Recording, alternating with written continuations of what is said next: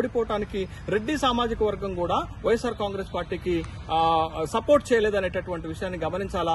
రెడ్లకు YSR Congress party పైన జగన్మోహన్ రెడ్డి పైన కోపం ఎందుకు వచ్చింది అనంటే తన మంత్రివర్గంలో నలుగురకు మాత్రమే 25 మంది మంత్రులుంటే నలుగురకు మాత్రమే రెడ్లకు అవకాశం ఇచ్చినటువంటి సందర్భంలో రెడ్డి కమ్యూనిటీ కూడా వైఎస్ఆర్ కాంగ్రెస్ పార్టీకి దూరం అవటం వల్ల ఒక భారీ ఓటమి ఎదురైందనేటటువంటి విషయాన్ని మనం చూడాలి. తర్వాత బలహీనమైనటువంటి మంత్రివర్గంతో జగన్మోహన్ రెడ్డి రెండో మంత్రివర్గ విస్తరణ నష్టం చేసింది.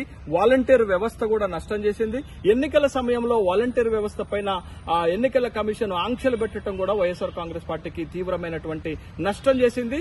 పార్టీని కాకుండా వాలంటీర్ వ్యవస్థని నమ్ముకున్నటువంటి జగన్మోహన్ రెడ్డికి వాలంటీర్ వ్యవస్థ పెద్ద దెబ్బ కొట్టిందనేటటువంటి విషయాన్ని కూడా తన ఓటమిలో గుర్తించాల్సినటువంటి అవసరం ఉంది. చివరిగా ఒక 21వ అంశంగా మనం చూడాల్సింది ప్రభుత్వ ఉద్యోగులు కూడా వైఎస్ జగన్మోహన్ రెడ్డి ఓటమిని లిఖించారని చెప్పాలి. ప్రభుత్వ ఉద్యోగులు వైఎస్ జగన్మోహన్ రెడ్డి ఓటమిలో కీలకమైనటువంటి పాత్ర పోషించారనేటటువంటి విషయం చెప్పాలి. పోస్టల్ బ్యాలెట్ లో వేసినటువంటి ఓట్లు ఖచ్చితంగా జగన్మోహన్ రెడ్డికి వ్యతిరేకంగా వస్తాయన్నారు. అదే వ్యతిరేకమైనటువంటి ఓట్లు ప్రతిబింబించింది.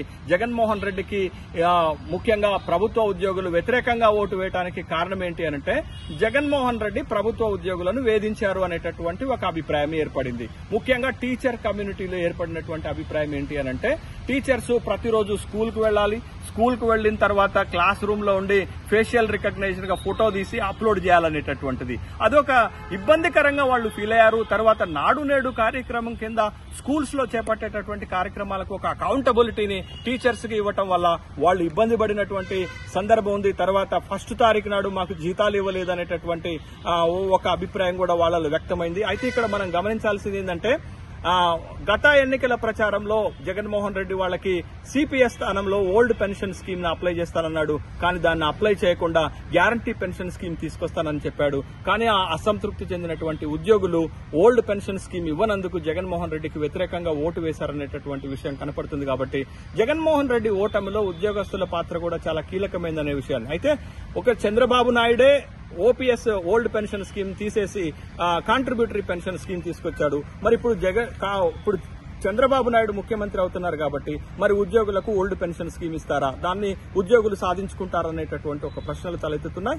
ఈ అన్ని కారణాలతోటి వైఎస్ జగన్మోహన్ రెడ్డి వైఎస్ఆర్ కాంగ్రెస్ పార్టీ ఆంధ్రప్రదేశ్ లో తీవ్రమైనటువంటి దారుణమైనటువంటి ఓటమికి గురైందనేటటువంటి విషయాన్ని చూసుకోవాలి. ఈ తప్పిదాలన్నిటికీ కూడా జగన్మోహన్ రెడ్డి పూర్తి స్థాయి బాధ్యత వహించాల్సినటువంటి అవసరం మనకు కనపడుతుంది. మరీ ముఖ్యంగా జగన్మోహన్ రెడ్డి చేసినటువంటి ప్రధానమైనటువంటి తప్పు ప్రభుత్వము పార్టీలను గెలిపించలేదు. పార్టీ గెలిచి అధికారంలోకి రావాలి అంటే పార్టీ బలంగా ఉండాలి, పార్టీ నాయకులు బలంగా పనిచేయాలి, పార్టీ కార్యకర్తలు పార్టీకి పూర్తి స్థాయిలో సపోర్ట్ చేయాలి. కానీ గత అధికారంలో ఉన్న 5 సంవత్సరాలలో సజ్జల రామకృష్ణారెడ్డిని ధనంజయ రెడ్డిని దాటి పార్టీ మీ దగ్గరకు రాలేకపోయింది. కాబట్టి ప్రభుత్వాన్ని చూసి మీరు సంబరపడ్డారు. ఆ ప్రభుత్వం నుండి ఇవాళ మీరు బయటకు వెళ్లిపోవాల్సినటువంటి అగత్యం వస్తుంది అనంటే దానికి ప్రధానమైనటువంటి కారణము సజ్జల రామకృష్ణారెడ్డి ధనంజయ రెడ్డి చేసినటువంటి ఒక ప్రయోగము వైఫల్యం చెందింది. దాన్ని కనిపెట్టలేని అసమర్థతలో జగన్మోహన్ రెడ్డి ఉండటమే జగన్మోహన్ రెడ్డి దారుణమైనటువంటి వైఫల్యం. ప్రతి తప్పుకి భారీ మూల్యం రాజకీయాల్లో చెల్లించాల్సి వస్తుంది. కాబట్టి ఇవాళ వైఎస్ఆర్ కాంగ్రెస్ పార్టీ జగన్మోహన్ రెడ్డి కూడా భారీ మూల్యాన్ని చెల్లించి కనీసం ప్రతిపక్ష స్థాయి హోదాని కూడా శాసనసభలో పొందలేని దారుణమైనటువంటి ఓటమి ప్రజలు మీకు రుచి చూపించారు. అయితే రాబోయే రోజుల్లో ప్రజల కోసం పనిచేస్తామని మీరు చెప్పినటువంటి విధానాన్ని ఆహ్వానిస్తున్నాం. కానీ మీ ఓటమి స్వయం కృతాపరాధము. మీ ఓటమిలో అనేకమైనటువంటి అంశాలు మీ నుండే ప్రారంభమయ్యాయనేటటువంటి విషయాన్ని వైఎస్ జగన్మోహన్ రెడ్డి గుర్తించాలి. రాబోయే రోజుల్లో నిన్న పార్టీని బలోపేతం చేసుకుని పార్టీతో కలిసి ప్రజలతో కలిసి వెళ్లేటటువంటి రాజకీయం చేస్తే జగన్మోహన్ రెడ్డికి మళ్లీ 2029 ఎన్నికల్లో ఆశాభావమైనటువంటి ఫలితాలే వస్తాయి. లేకపోతే ఇంతకంటే దారుణమైనటువంటి ఫలితాలు కూడా పునరావృతమయ్యేటటువంటి అవకాశాలు స్పష్టంగా కనపడుతున్నాయి. జగన్మోహన్ రెడ్డి చేసినటువంటి మరొక కీలకమైనటువంటి తప్పిదము జగన్మోహన్ రెడ్డి పార్టీ వైఎస్ఆర్ కాంగ్రెస్ పార్టీ ఓటమికి ప్రధాన కారణంగా నిలబడుతుంది. ఒకటి, ప్రభుత్వాన్ని చూసి జగన్మోహన్ రెడ్డి అనుచరులు మురిసిపోయారు కానీ పార్టీని నిర్లక్ష్యం చేశారు. అంటే ప్రభుత్వము ఎప్పుడైనా ఎన్నికల్లో గెలిపించలేదు, గెలవటానికి సహాయపడుతుంది, కానీ పార్టీ గెలిపిస్తుంది. కానీ పార్టీని పూర్తి స్థాయిలో నిర్లక్ష్యం చేశాడు అధికారంలోకి వచ్చిన తర్వాత. ప్రభుత్వాన్ని చూసి మురిసిపోతున్నటువంటి జగన్మోహన్ రెడ్డి పార్టీ ఏమవుతుందో చూడలేదు, పార్టీలో క్రమశిక్షణ రాహిత్యం వచ్చినా చూడలేదు, పార్టీలో గొడవలున్నా సర్దుబాటు చేయలేదు అనేటటువంటి విషయాన్ని గమనించాలా. ఎప్పుడైనా ఒక పార్టీ ఒకళ్ళు అధికారంలోకి రావాలి అంటే పార్టీ ఇంపార్టెంట్, పార్టీ కార్యకర్తలు ఇంపార్టెంట్, పార్టీ నాయకులు ఇంపార్టెంట్. కానీ జగన్మోహన్ రెడ్డి ఈ కీలకమైనటువంటి అంశంలో వైఫల్యం చెందాడు కాబట్టే ఇవాళ అధికారానికి దూరంగా జరిగినట్లుగా మనకు కనపడుతుంది. తర్వాత మరొక ముఖ్యమైనటువంటి ప్రజల్లో లేకపోవటం. జగన్మోహన్ రెడ్డి ప్రజల్లో ఉన్నప్పుడు గెలిచాడు పాదయాత్రతోటి 2019లో. ఎప్పుడైతే అధికారంలోకి వచ్చాడో తాడేపల్లి కొంపలో ఉన్నాడు అనేటటువంటి కీలకమైనటువంటి ప్రచారం ప్రజల్లోకి వెళ్లిపోయింది. నిజమే జగన్మోహన్ రెడ్డి ప్రజలకు దూరమయ్యాడు, ప్రజల్లో ఉండటం లేదనేటటువంటి అభిప్రాయం సాధారణ ప్రజల్లో కనపడింది. ఒకవేళ ఎప్పుడైనా ప్రజల్లోకి వస్తే ప్రజలకు దూరంగా ఉన్నటువంటి బహిరంగ సభల్లో తనేం మాట్లాడాలనుకున్నాడో మాట్లాడి మళ్లీ తాడేపల్లికి వెళ్లిపోయినటువంటి సందర్భం. వచ్చినప్పుడు కూడా పరదాలు కట్టుకుని ముఖ్యమంత్రి వస్తున్నాడు అనేటటువంటి ఒక కీలకమైనటువంటి విమర్శ ప్రజల్లోకి వెళ్లింది. ప్రజల్లోకి వెళ్లినటువంటి నేపథ్యంలోనే, ప్రజలకు దూరమైనటువంటి నేపథ్యంలోనే, ప్రజల్లో ఉన్నప్పుడు గెలిచిన జగన్మోహన్ రెడ్డి ప్రజలకు దూరమైనాక ఓడిపోవటం సహజ పరిణామంగానే మారిపోయింది. ఇది ఒక ప్రధానమైనటువంటి అంశం జగన్మోహన్ రెడ్డి ఓటమిలో. తర్వాత విమర్శలను తిప్పికొట్టలేకపోవటం. కూటమి నుండి బలంగా, ముఖ్యంగా జనసేన నుండి వచ్చేటటువంటి విమర్శలను తిప్పికొట్టడంలో, తెలుగుదేశం నుంచి వచ్చేటటువంటి విమర్శలను తిప్పికొట్టడంలో వైఎస్ఆర్ కాంగ్రెస్ పార్టీ పూర్తి స్థాయిలో వైఫల్యం చెందింది. వైఎస్ఆర్ కాంగ్రెస్ పార్టీకి పార్టీ నిర్మాణం సరిగా లేకపోవడం వల్ల వైఎస్ఆర్ కాంగ్రెస్ పార్టీ యొక్క అధికార ప్రతినిధులు పూర్తి స్థాయిలో ఎప్పుడూ ప్రెస్ మీట్లు పెట్టి ప్రభుత్వ ఉద్దేశాలను చెప్పలేదు, ప్రతిపక్షాల విమర్శలను అడ్డుకోలేదు, గట్టి కౌంటర్స్ ఇవ్వలేదు. కాబట్టి ఆ విధంగా అప్పర్ హ్యాండ్ ప్రతిపక్షాలదైంది. వైఎస్ఆర్ కాంగ్రెస్ పార్టీకి ఓటమి ఎదురైందనేటటువంటి విషయాన్ని. తర్వాత మీడియాలో పదే వైఎస్ఆర్ కాంగ్రెస్ పార్టీకి వ్యతిరేకమైనటువంటి కథనాలు వస్తున్నప్పటికీ కూడా తేలిగ్గా తీసుకున్నారు. కానీ ఆ తేలిగ్గా తీసుకోవటమే వైఎస్ఆర్ కాంగ్రెస్ పార్టీ పుట్టముంచిందనేటటువంటి విషయాన్ని గమనించాలా. తర్వాత కమ్మ కాపు కెమిస్ట్రీ సక్సెస్ అయిపోయింది. అటు కమ్మ సామాజిక వర్గం నుంచి తెలుగుదేశము, కాపు సామాజిక వర్గం నుంచి జనసేన ఒక సక్సెస్ అయింది. కానీ వైఎస్ జగన్మోహన్ రెడ్డి చేసినటువంటి సోషల్ ఇంజనీరింగ్ పూర్తి స్థాయిలో ఫెయిల్ అయింది. ఎస్సీ, ఎస్టీ, బీసీ, మైనార్టీలతో చేసినటువంటి సోషల్ ఇంజనీరింగ్ పూర్తి స్థాయిలో దెబ్బతిన్నది చేశారు. ఎవరైనా జగన్మోహన్ రెడ్డిని కలవటానికి వచ్చిన మంత్రులను, ఎమ్మెల్యేలను కలవనిచ్చేవాళ్లు కాదు. క్షేత్రస్థాయిలో జరుగుతున్నటువంటి పరిణామాలను జగన్మోహన్ రెడ్డి దాకా పోనిచ్చేటటువంటి వాళ్లు కాదు. దీనికి ప్రధానమైనటువంటి ఉదాహరణ జగన్మోహన్ రెడ్డికి వీరభక్తుడైనటువంటి నెల్లూరు రూరల్ ఎమ్మెల్యే కోటంరెడ్డి శ్రీధర్ రెడ్డి అవమానం తట్టుకోలేక పార్టీ నుంచి వెళ్లిపోయి తెలుగుదేశంలోకి వెళ్లి తెలుగుదేశం నుంచి బంపర్ మెజార్టీతో గెలిచారనేటటువంటి విషయాన్ని ఇక్కడ మనం చూడాలి. తర్వాత రాజానగరం నుంచి ఓడిపోయినటువంటి ఎమ్మెల్యే రాజా కూడా ఒక మాట చెప్తున్నారు, ధనుంజయ రెడ్డి వైఎస్ఆర్ కాంగ్రెస్ పార్టీని ఓడించారనేటటువంటి విషయాన్ని కూడా చెప్తున్నారు. తర్వాత కీలకంగా నెల్లూరు జిల్లాలో, ప్రకాశం జిల్లాలో వైఎస్ఆర్ కాంగ్రెస్ పార్టీకి చాలా బలమైనటువంటి పట్టు ఉంటుంది. కానీ అక్కడ కూడా జగన్మోహన్ రెడ్డి విపరీతమైనటువంటి అభ్యర్థుల ఎంపికలు తప్పు చేశారు. ఒకటి వేమిరెడ్డి ప్రభాకర్ రెడ్డిని నెల్లూరులో వదులుకోవటము, తర్వాత మాగుంట శ్రీనివాసులు రెడ్డిని ప్రకాశంలో వదులుకోవటంతో రెండు జిల్లాల్లో కూడా ఒక్క శాసనసభ స్థానంలో కూడా, ఒక్క ప్రకాశంలోనే ఎర్రగొండపాలెంలో ఒక్క దగ్గర గెలిచారు. మిగతా అన్ని నియోజకవర్గాల్లో కూడా ఓటమి ఎదురైనటువంటి విషయాన్ని మనం గమనించాలి. బాలినేని శ్రీనివాసరెడ్డి పార్టీకి అనేక సందర్భాల్లో తన వ్యాఖ్యలతో నష్టం చేస్తున్నా గానీ పార్టీలో క్రమశిక్షణ పెంచడానికి జగన్మోహన్ రెడ్డి చర్యలు చేపట్టకపోవడం వల్ల నెల్లూరు జిల్లాలోనూ, ప్రకాశం జిల్లాలోనూ దారుణమైనటువంటి ఓటమికి కారణము వేమిరెడ్డి ప్రభాకర్ రెడ్డిని నిర్లక్ష్యం చేయడం, మాగుంట శ్రీనివాసులు రెడ్డిని నిర్లక్ష్యం చేయడంతో వైఎస్ఆర్ కాంగ్రెస్ పార్టీకి ఆ రెండు జిల్లాలలో తీవ్రమైనటువంటి ఓటమి ఎదురైందనేటటువంటి విషయాన్ని గుర్తించాలి.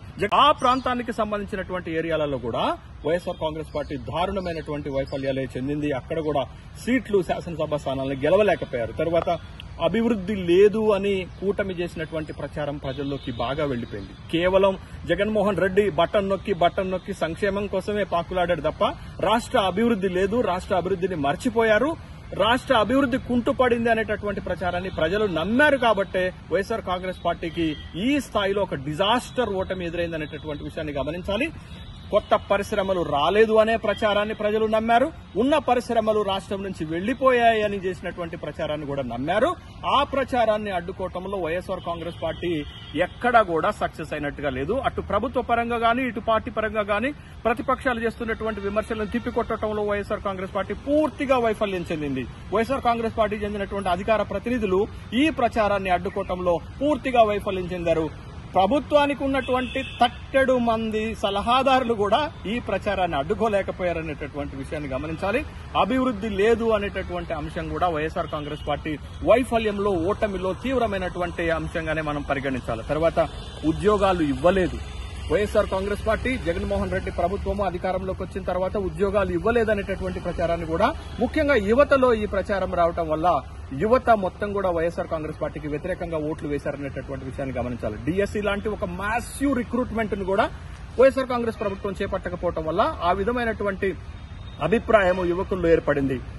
గ్రామ సచివాలయాల్లో 1,30,000 ఉద్యోగాలను నింపినప్పటికి కూడా వాటిని ప్రచారం చేసుకోవడంలో వైఎస్ఆర్ కాంగ్రెస్ పార్టీ వైఫల్యం చెందింది. కాబట్టే ఇవాళ యువతలో వైఎస్ఆర్ కాంగ్రెస్ పార్టీకి వ్యతిరేకమైనటువంటి ఓటు పడింది, ఆ విధమైనటువంటి ఓటమి ఎదురైంది అనేటటువంటి విషయాన్ని మనం చూడాలి. కాబట్టి వైఎస్ఆర్ కాంగ్రెస్ పార్టీ ఓటమిలో ఉద్యోగాలు ఇవ్వలేదనేటటువంటి అంశం కూడా చాలా కీలకమైనటువంటి ఫ్యాక్టర్ గా పనిచేసింది అనేటటువంటి విషయాన్ని గమనించాలి. తర్వాత అధ్వానమైనటువంటి రోడ్లు మొత్తం ఆంధ్రప్రదేశ్ లో అన్ని అప్రోచ్ రోడ్స్ గానీ, మెయిన్ రోడ్స్ గానీ అధ్వానంగా ఉన్నాయనేటటువంటి విషయాన్ని కూటమి తెలుగుదేశం పార్టీ ప్రజల్లోకి తీసుకుపోగలిగింది. ఆ విధమైనటువంటి నష్టం వైఎస్ఆర్ కాంగ్రెస్ పార్టీకి జరిగింది. తర్వాత తల్లి, చెల్లి, బాబాయి, గొడ్డలి అనేటటువంటి ప్రచారం కూడా విపరీతమైనటువంటి ప్రభావము వైఎస్ఆర్ కాంగ్రెస్ పార్టీ పైన చూసింది. తల్లి పక్కన లేదు, చెల్లి పక్కన లేదు, చెల్లి వ్యతిరేకంగా ప్రచారం చేస్తుంది. అంటే సొంత కుటుంబ సభ్యులే లేరు, ఈయన మిమ్మల్ని ఏం కాపాడతాడు అనేటటువంటిది ఒకటి. తర్వాత బాబాయిని గొడ్డలి వేసి జగన్మోహన్ రెడ్డే చంపాడనేటటువంటి ఒక పిక్చర్ ని క్రియేట్ చేయగలిగింది కూటమి. దాంతో జగన్మోహన్ రెడ్డి వైఫల్యం చెందారు. జగన్మోహన్ రెడ్డి పార్టీకి తీవ్రమైనటువంటి నష్టం జరిగింది.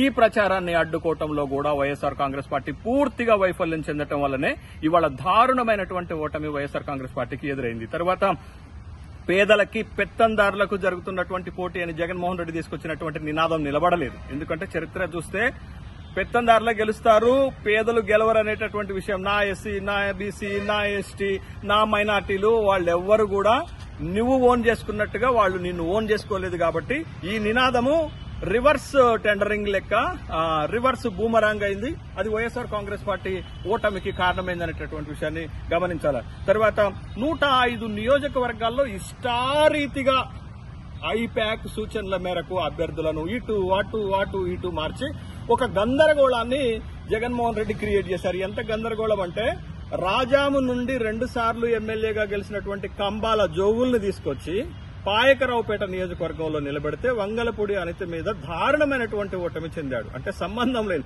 ఇలాంటి మార్పులు. తర్వాత చిలకలూరిపేట లాంటి ఒక కీలకమైనటువంటి నియోజకవర్గంలో, రాజధానికి దగ్గరగా ఉండేటటువంటి నియోజకవర్గంలో ముందు ఒక అభ్యర్థి మల్లేల రాజేష్ నాయుడిని ప్రకటించి, తరువాత మార్చి ఇంకొక అభ్యర్థిని ప్రకటించి, చివరికి కావటి మనోహర్ నాయుడు నిలబెట్టడం వల్ల, అక్కడ ఉన్నటువంటి మంత్రిని గుంటూరు తీసుకొచ్చి నిలబెట్టడం వల్ల ఇక్కడ మంత్రి విడుదల రజని ఓడిపోయింది, అక్కడ కావటి మనోహర్ నాయుడు ఓడిపోయింది. అంటే ఒక దరిద్రమైనటువంటి ఎక్సర్సైజు ఐప్యాక్ ఆధ్వర్యంలో జగన్మోహన్ రెడ్డి ఇమ్మెచ్యూరిటీతో చేశాడు. 105 నియోజకవర్గాలలో ఎక్సర్సైజ్ చేస్తే 100 నియోజకవర్గాల్లో ఓటమి ఎదురైంది. కాబట్టి ఐప్యాక్, జగన్మోహన్ రెడ్డి పూర్తి వైఫల్యము ఈ మార్పులు చేర్పుల్లో. ఆంధ్రప్రదేశ్ లో మార్చి చంద్రబాబు నాయుడు 2024లో కూడా పొత్తు పెట్టుకుని చంద్రబాబు నాయుడు విజయం సాధించారు. అంటే పొత్తు పట్టుకున్న ప్రతిసారి కూడా చంద్రబాబు నాయుడు జయకేతను ఎగరవేశారు. ఇది ఒక సంప్రదాయకంగా ఒక పొత్తు సక్సెస్ అయినటువంటి అంశంగా చూడాలి. 4వ అంశంగా ఎన్నికల సమయంలో ల్యాండ్ టైటిలింగ్ యాక్ట్ పైన చేసినటువంటి ప్రచారము ముఖ్యంగా సన్న చిన్నకారు రైతులపైన తీవ్రమైనటువంటి ప్రభావం చూపించి ఆంధ్రప్రదేశ్ లో ల్యాండ్ టైటిల్ యాక్ట్ ద్వారా జగన్మోహన్ రెడ్డి మీ భూములను కొట్టివేయాలని చూస్తున్నాడు, మీ భూములపైన మీరు హక్కు కోల్పోతారు అనేటటువంటి తెలుగుదేశం చేసినటువంటి, కూటమి చేసినటువంటి ప్రచారంతో మెజారిటీ రైతాంగము వైఎస్ఆర్ కాంగ్రెస్ పార్టీకి వ్యతిరేకంగా మారడం వల్ల వైఎస్ఆర్ కాంగ్రెస్ పార్టీ దారుణమైనటువంటి ఓటమిని ఎదుర్కొన్నదనేటటువంటి విషయాన్ని గమనించాలి. తర్వాత లిక్కరు కుంభకోణం జరుగుతుంది. లిక్కరు నాణ్యమైన లిక్కర్ ఇవ్వటం లేదు. లిక్కర్లో అవినీతికి జగన్మోహన్ రెడ్డి పాల్పడుతున్నాడు. ఇసుక దందా ఎమ్మెల్యేలతో పాటు పెద్ద ఎత్తున కాంగ్రెస్ పార్టీ ఇసుక దోపిడీ చేస్తుందనేటటువంటి ప్రచారాన్ని వైఎస్ఆర్ కాంగ్రెస్ పార్టీ తిప్పికొట్టలేకపోయింది. కాబట్టి అది ప్రజల్లోకి వెళ్లటం వల్ల, ఈ అవినీతి ఆరోపణలు రావటం వల్ల వైఎస్ఆర్ కాంగ్రెస్ పార్టీ తీవ్రమైనటువంటి వైఫల్యానికి గురైనట్లుగానే మనం చెప్పాలి. వైఎస్ఆర్ కాంగ్రెస్ పార్టీ ఓటమిలో లిక్కర్ కు సంబంధించినటువంటి అంశాలు, మద్య నిషేధానికి సంబంధించినటువంటి అంశాలతో పాటు ఇసుకలో జరిగినటువంటి దోపిడీ కూడా ఆ పార్టీ పుట్టముంచిందనేటటువంటి విషయాన్ని మనం గమనించాలి. తర్వాత రాజధాని, ప్రధానమైనటువంటి రాజధాని ఆంధ్రప్రదేశ్ కి జగన్మోహన్ రెడ్డి అధికారంలోకి వచ్చిన తర్వాత రాజధాని లేని రాష్ట్రంగా చేశారనేటటువంటి ప్రచారాన్ని జగన్మోహన్ రెడ్డి గాని జగన్మోహన్ రెడ్డి పార్టీ గాని తిప్పికొట్టలేకపోయింది. వాస్తవంగా రాజధాని లేదా? మరి అమరావతే కదా రాజధాని. కానీ రాజధాని లేని రాష్ట్రంగా విపక్షం ప్రచారం చేస్తుంటే అధికారంలో ఉండి కూడా జగన్మోహన్ రెడ్డి చేష్టలుడికి చూసినట్లుగానే మనకు కనపడింది. 3 రాజధానులు ప్రకటించి ఆ విధమైనటువంటి కార్యాచరణ చేశాడా? అది చేయలేకపోయాడు. కాబట్టి రాజధాని విషయంలో రాజధాని అమరావతిలోనే ఉంది. అటు విశాఖకు ఇటు కర్నూలుకి మేము రాజధాని లుక్ తీసుకొస్తున్నామనేటటువంటి ఒక అభిప్రాయాన్ని ప్రజల్లో కల్పించలేకపోయాడు. నిజంగానే ఆంధ్రప్రదేశ్ కి రాజధాని లేదు అనేటటువంటి ఒక అభిప్రాయం ప్రజల్లో ఏర్పడే విధంగా విపక్షాలు ప్రచారం చేశాయి. దాన్ని ఎదుర్కోవటంలో జగన్మోహన్ రెడ్డి వైఫల్యం చెందాడు. కాబట్టి అక్కడ తీవ్రమైనటువంటి నష్టం జరిగింది. రాజధాని ఉన్నటువంటి అమరావతి రాజధాని ఉన్నటువంటి గుంటూరులో ఉన్న 16 శాసనసభ స్థానాల్లో, రాజధాని ప్రమేయం ఉన్నటువంటి కృష్ణా జిల్లాలో 15 శాసనసభ స్థానాలు, 31 శాసనసభ స్థానాల్లో వైఎస్ఆర్ కాంగ్రెస్ పార్టీ ఒక్క శాసనసభ నియోజకవర్గంలో కూడా గెలవలేదు. అంటే రాజధాని ఎఫెక్ట్ వైఎస్ఆర్ కాంగ్రెస్ పార్టీ పైన ఏ స్థాయిలో పడ్డదనేది ఫలితాలే రుజువు చేస్తున్నాయి. కాబట్టి వైఎస్ఆర్ కాంగ్రెస్ పార్టీ వైఫల్యంలో, వైఎస్ఆర్ కాంగ్రెస్ పార్టీ దారుణమైనటువంటి ఓటమిలో రాజధాని అనేటటువంటి అంశం ఒక కీలకమైనటువంటి అంశంగా పనిచేసిందనేటటువంటి విషయాన్ని ఇక్కడ మనం గమనించాలి. తర్వాత పోలవరం నిర్మాణం కూడా చేపట్టలేకపోవటం, అంటే సెంట్రల్ గవర్నమెంట్ జాతీయ హోదా ప్రకటించినప్పటికీ కూడా పోలవరం నిర్మాణంలో, పోలవరాన్ని పూర్తి చేయడంలో వైఎస్ఆర్ కాంగ్రెస్ పార్టీ వైఫల్యం చెందింది. కాబట్టి ఆ ప్రాంతానికి సంబంధించినటువంటి ఏరియాలలో కూడా వైఎస్ఆర్ కాంగ్రెస్ పార్టీ దారుణమైనటువంటి వైఫల్యాలే చెందింది. అక్కడ కూడా సీట్లు, శాసనసభ స్థానాలను గెలవలేకపోయారు. తర్వాత అభివృద్ధి లేదు అని కూటమి చేసినటువంటి ప్రచారం ప్రజల్లోకి బాగా వెళ్లిపోయింది. కేవలం జగన్మోహన్ రెడ్డి బటన్ నొక్కి సంక్షేమం కోసమే పాకులాడాడు తప్ప రాష్ట్ర అభివృద్ధి లేదు, రాష్ట్ర అభివృద్ధిని మర్చిపోయారు, రాష్ట్ర అభివృద్ధి కుంటుపడింది అనేటటువంటి ప్రచారాన్ని ప్రజలు నమ్మారు. కాబట్టే వైఎస్ఆర్ కాంగ్రెస్ పార్టీకి ఈ స్థాయిలో ఒక డిజాస్టర్ ఓటమి ఎదురైందనేటటువంటి విషయాన్ని గమనించాలి. కొత్త పరిశ్రమలు రాలేదు అనే ప్రచారాన్ని ప్రజలు నమ్మారు. ఉన్న పరిశ్రమలు రాష్ట్రం నుంచి వెళ్లిపోయాయని చేసినటువంటి ప్రచారాన్ని కూడా నమ్మారు. ఆ ప్రచారాన్ని అడ్డుకోవటంలో వైఎస్ఆర్ కాంగ్రెస్ పార్టీ ఎక్కడా కూడా సక్సెస్ అయినట్టుగా లేదు. అటు ప్రభుత్వ పరంగా గానీ, ఇటు పార్టీ పరంగా గానీ ప్రతిపక్షాలు చేస్తున్నటువంటి విమర్శలను తిప్పికొట్టడంలో వైఎస్ఆర్ కాంగ్రెస్ పార్టీ పూర్తిగా వైఫల్యం చెందింది. వైఎస్ఆర్ కాంగ్రెస్ పార్టీ చెందినటువంటి అధికార ప్రతినిధులు ఈ ప్రచారాన్ని అడ్డుకోవటంలో పూర్తిగా వైఫల్యం చెందారు. ప్రభుత్వానికి ఉన్నటువంటి తట్టెడు మంది సలహాదారులు కూడా ఈ ప్రచారాన్ని అడ్డుకోలేకపోయారనేటటువంటి విషయాన్ని గమనించాలి. అభివృద్ధి లేదు అనేటటువంటి అంశం కూడా వైఎస్ఆర్ కాంగ్రెస్ పార్టీ వైఫల్యంలో, ఓటమిలో తీవ్రమైనటువంటి అంశంగానే మనం పరిగణించాలి. తర్వాత ఉద్యోగాలు ఇవ్వలేదు. వైఎస్ఆర్ కాంగ్రెస్ పార్టీ, జగన్మోహన్ రెడ్డి ప్రభుత్వము అధికారంలోకి వచ్చిన తర్వాత ఉద్యోగాలు ఇవ్వలేదనేటటువంటి ప్రచారాన్ని కూడా ముఖ్యంగా యువతలో